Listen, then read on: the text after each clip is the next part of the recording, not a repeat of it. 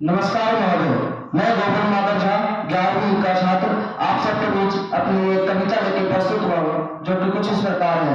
मैं उस देश से आता हूँ जिसके होठों पे गंगा, जिसके हाथों में तिरंगा है। जिसके होठों पे गंगा, जिसके हाथों में तिरंगा है। मैं उस देश से आता हूँ जो सत्यम शिवम सुंदरम, कभी वंदे मातरम, कभी पंजाब सिंध उत्कल द्रविड़ गंगा सा है। मैं उस देश से आता हूँ, मैं उस देश से आता हूँ जो आकाश सा बलवान है, उनकी धरती सा धैर्यवान है।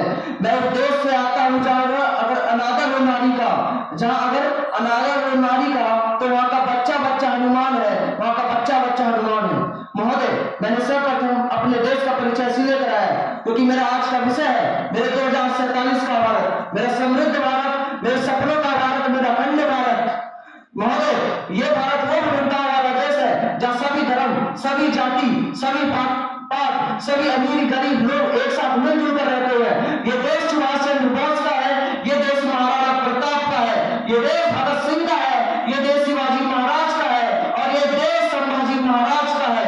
और मैं उस देश से आता हूँ जिसने समय समय पर विश्व को लोक कल्याण एवं मानव कल्याण का पाठ पढ़ाया था। और जब जब विश्व में आफत आई है, तब तब भारत ने शांति दूत बनकर समस्या को संवारा है। तब तक भारत ने शांति दूत बनकर उस समस्या को संवारा है। मैं उस देश से आता हूँ जहाँ नालंदा और तक्षशिला जैसे विश्वविद्यालय थे। मैं उस देश से आता हूँ जहाँ तक्षशिला और नालंदा जैसे विश्वविद्यालय थे।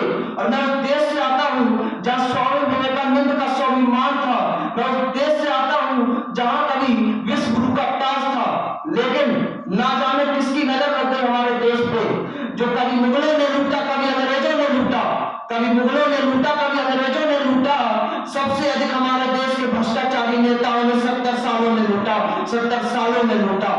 एक और तो हमारे देश के भ्रष्ट नेताओं का धन दिन दुगनी रात चौगुनी बढ़ रहा है, और दूसरी तरफ कई भूखे लोग सड़कों पर दम तोड़ रहे हैं।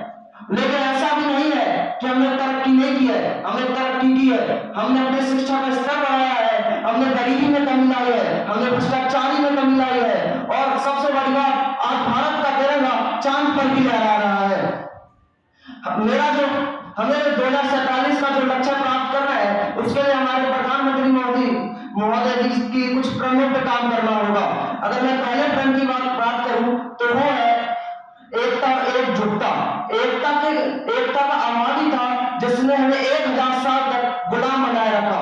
हम धर्म के नाम पे बढ़ जाते हैं, जाति के नाम पे बढ़ जाते हैं। हमें बटना नहीं है, हमें अपने देश को एकता के सूत्र में पिरोए रखना है।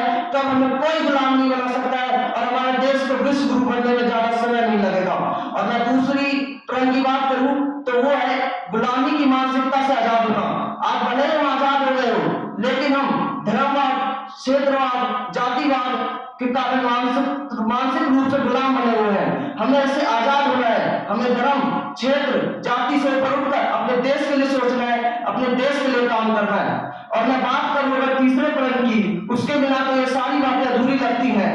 वो है नागरिक में कर्तव्य पालन की भावना पैदा करना। जब तक भारत में प्रत्येक नागरिक को ये समझ नहीं आएगा कि उसकी जिम्मेदारी क्या है, उसका दायित्व क्या है, उसे अपने देश के लिए कुछ करना है, उसके लिए देश के लिए मरना है, तब तक भारत प्रगति की राह पर नहीं बढ़ पाएगा।